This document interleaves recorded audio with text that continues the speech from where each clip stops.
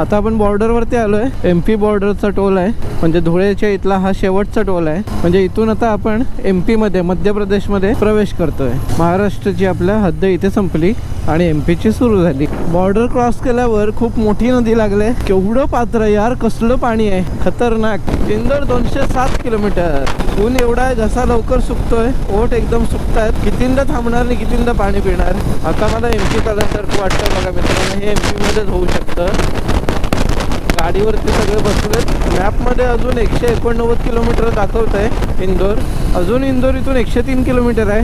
काळोख चांगलाच पडलाय, 7:30 वाजलेत. तसा रोड खूप छान आहे.